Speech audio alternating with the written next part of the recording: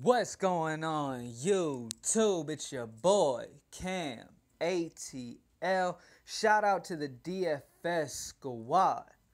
Now, we have the 11 game slate that I knew was coming after that weird ass slate that they had set up. They're pretty much setting people up to get caught by lineup lock by doing that shit.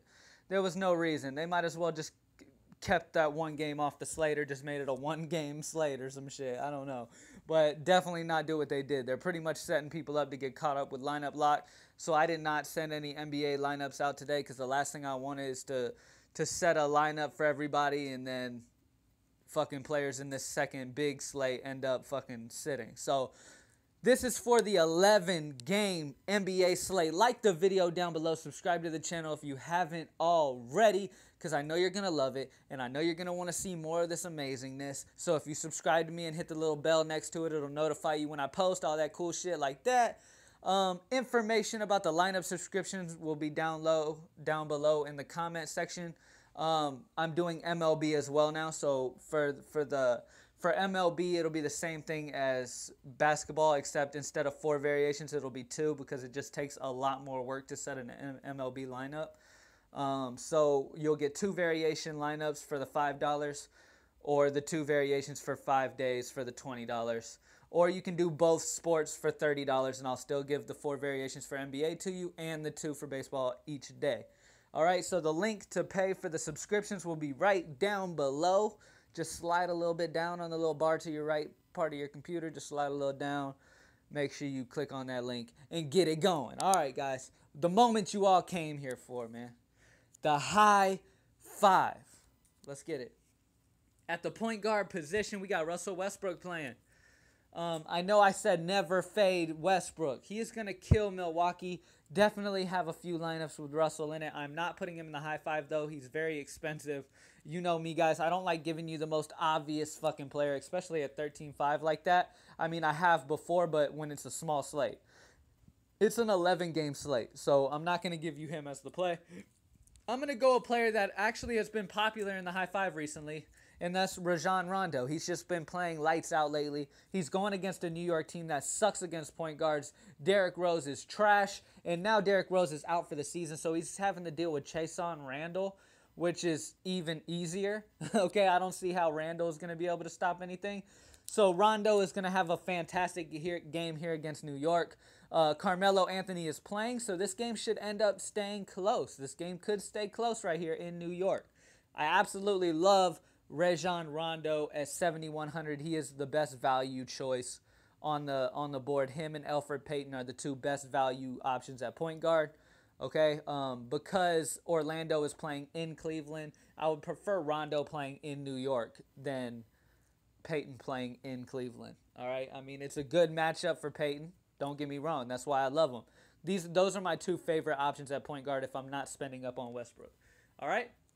At the shooting guard position, I am staying with that Chicago team because that Chicago team is just grinding really hard right now. They really want it. The stars are really showing up. I absolutely love Jimmy Butler against New York, man. Carmelo Anthony's playing, which is a huge plus because he's garbage at defense.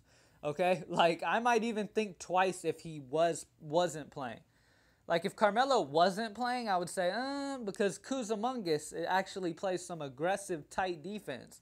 I've been watching him play, and he is actually very good at defensively. He really hassles people. So I would actually think twice if Kuzmungus was starting, but it looks like Carmelo's playing. I absolutely love Jimmy Butler in this spot for 9,800. He has been absolutely lights out here, and like I said, it's going to be a close game, so I got to stack up on that Chicago side with Rondo and Jimmy Butler. They've been connecting a lot lately. Rondo's been flirting with triple-double numbers every single game, so he's been absolutely going ridiculous. I love Rondo. At the center position, I got to go my boy, Rudy Gobert. Rudy Gobert is going against a Portland team that lost Nurkic for a few weeks. Now they're dealing with Myers Leonard and the young Noah Vonleh. Noah's just too young, and Miles Leonard just can't rebound compared to Gobert. Gobert is going to get every single rebound here in this game. Portland should be able to keep it fairly close here against Utah, even though it's in Utah, because you got I mean, Portland will be on the back end of a back-to-back because they played tonight, last night. But they will be on the back end of a back-to-back. But I still love Rudy Gobert here at home in Utah going against a Nurkic-less Portland. Even if Nurkic was playing, I would consider Gobert. But with Nurkic not playing, Gobert is almost a must-lock. All right? So I got to go Rudy Gobert at 8,300. And he has got to be in the high 5. Now, at the small forward position, I mentioned this guy in the last video I did for the weird slate, Cabaret. I absolutely love Cabaret at 5,100. The way he's been playing lately has been ridiculous. He has really been showing up since Covington left. Okay, since Covington's been injured, Cabaret's really stepped up for that Philly team. Going against Brooklyn, come on, man. Stack against Brooklyn. Brooklyn can't stop shit. Philly can't stop shit. This is going to be a totally offensive-oriented game right here. I would stack up on both sides of the ball with it being in Philly. Stack up on both sides of the ball with Brooklyn, Philly. Absolutely. I have no problem with that. So I love Cabaret here, and I've got to put him in the high 5. The way he's been playing, nobody on Brooklyn will be able to stop what he's been doing. He's going to have another very productive game. He will get 7 times plus value here in this matchup. It's an amazing matchup, and he has got to be in the high 5. Now, at the power forward position, last but not least, I had this guy in my high 5 for the weird slate as well, and I'm not going away from it. I absolutely love Aaron Gordon here at Cleveland. I love Aaron Gordon at Cleveland. There will be lineups where I stack Alfred with Aaron Gordon because I absolutely love both of those guys. But in this situation, in the high 5, I have got to go Aaron Gordon against Cleveland. All right? Cleveland actually was doing better against power forwards before Kevin Love came back than they are with Kevin Love back. Kevin Love is garbage at defense. He is offensive only. Okay? He does not play defensive at all, and that's a good thing for the physical Aaron Gordon. Aaron Gordon is an athletic specimen of a man, no homo. I absolutely love Aaron Gordon. He is going to dominate his value at 6,400. The way he's been playing lately, I mean, shit, it's been ridiculous. So he's putting up crazy-ass career numbers the last couple games. I love him at Cleveland. Cleveland is having some issues right now. If you didn't see, LeBron James bitching and Tristan Thompson going back and forth, and there's just a bunch of back-and-forth bullshit going on with the players on Cleveland. I don't understand it. Honestly, it seems like after you see LeBron arguing with somebody, the next day it'll come out that it's because of some reason. It's not just because of they're just struggling right now. It's got to be somebody's fault. You know what I'm saying? And that shit is fucking aggravating. That's one of the... Look, LeBron is good with the media. He knows how to answer questions. But for some reason, every single time you see LeBron and one of his teammates going at it, the next day you hear about LeBron mentioning it in some way that somebody else's fault and what somebody else did. Like, he needs to just shut up and do his thing, and that team needs to come together or they are going to crumble in the playoffs regardless of how talented their squad is. They're just not playing well together right now. So it is what it is. Aaron Gordon, lock him in the high 5 at 6,400. Rajon Rondo, Jimmy Butler, Cabaret, Aaron Gordon, and Rudy Gobert are the high 5 for this big, juicy slate.